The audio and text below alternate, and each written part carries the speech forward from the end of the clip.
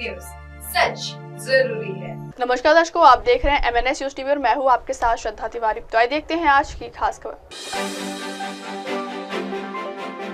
BJP के senior leader और पूर्व सांसद किशन कपूर का निधन। महाकुंभ में पहुंचे 77 देशों के राजदूत संघ परास्त करेंगे। सनातन विरोधियों की चाह थी, संतों का धैर्य जवाब सीएम। तो आइए देखते हैं खबरें विस्तार से। बीजेपी के सीनियर लीडर और पूर्व सांसद किशन कपूर का निधन।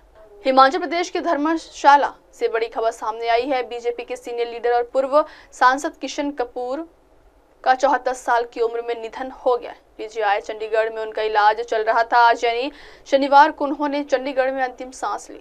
बीजेपी से लेकर अन्य पार्टियों के लीडर्स ने उनके निधन पर शोक जताया है। धर्मशाला भाजपा मंडल अध्यक्ष डॉक्टर विशाल नहरिया ने सोशल मीडिया पर दी जानकारी है। किशन कपूर ने राजनीति की लंबी पारी खेली और हमेशा धर्मशाला के विकास की लड़ाई लड़ी और सदन में आवाज बुलंद की। धर्मशाला के मुद्दों को उठाने वाली यह आवाज हमेशा के लिए खामोश हो गई। किशन कपूर 5 बार विधायक रहे हैं और 3 बार मंत्री व 1 बार सांसद रहे। उन्होंने अपना पहला चुनाव 1985 में लड़ा था। यह चुनाव वह हार गए थे। साल 1990 में पहली बार विधायक बने। किशन कपूर राजनीतिज्ञ ही नहीं बल्कि भारतीय जनता पार्टी के वरिष्ठ सदस्य थे। कांगड़ा संसदीय क्षेत्र के वर्ष 2019 में उन्होंने रिकॉर्ड मतों के अंतर से सीट जीती थी। उन्होंने 4.77 लाख मतों के अंतर से जीत हासिल की थी, जो पूरे देश में 72.2% के साथ दूसरा सबसे बड़ा मतदान प्रतिशत है। कपूर का राजनीति में लंबा इतिहास रहा है और वे अपेक्षाकृत कम उम्र में ही सक्रिय राजनीति में आ गए थे। अगली खबर, महाकुंभ में पहुंचे 77 देशों के राजदूत संगम पर आज करेंगे स्नान।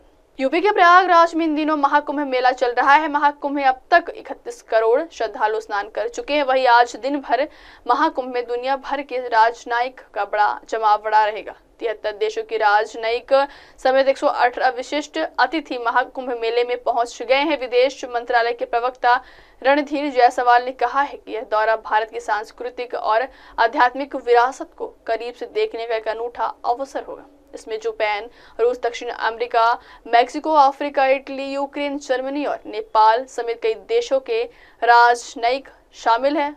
हालांकि कुछ देशों के राजनयिकों ने महाकुंभ आने के कार्यक्रम को रद्द कर दिया। भारत में जापान के राजदूत केइची उन्होंने महाकुंभ मेले को उत्सुकता जाहिर की है। उन्होंने कहा, मुझे खुशी है कि राज्य सरकार और विदेश मंत्रालय ने उनके लिए महाकुंभ की यात्रा व्यवस्था की है। महाकुंभ मेला बहुत खास है। मैं हिंदू संस्कृति को समझने के लिए वहां जाने के लिए उत्सुक हूँ।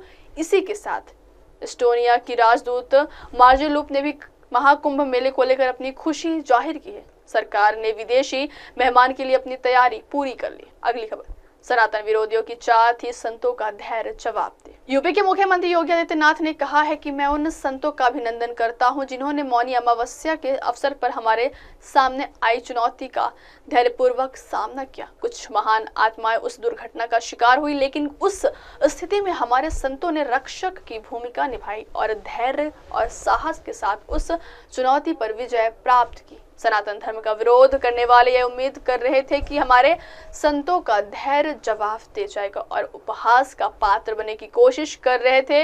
हमें उन लोगों से सावधान रहना होगा जो इन पूज्य संतों के मार्गदर्शन में सनातन धर्म के मूल्यों और आदर्शों के साथ आगे बढ़ते हुए सनातन धर्म के खिलाफ लगातार गुमराह और षड्यंत्र कर रहे हैं। जब तक हमारे संतों का सम्मान है, तब तक कोई भी सनातन धर्म को नुकसान नहीं पहुंचा सकता है।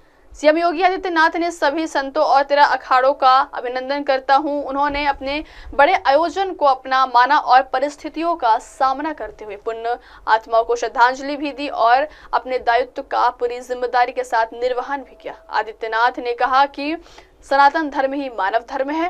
सनातन धर्म रहेगा तो मानव धर्म रहेगा, मानवता और ये सृष्टि रहेगी। अब वक्त हो चला दर्शकों ब्रेक से लौटने के बाद देखिएगा देश और दुनिया की तमाम बड़ी खबरें। बने रहिए MNS न्यूज टीवी पर। नमस्कार। Hi, this is Abhijeet Sawant and you are watching MNS news.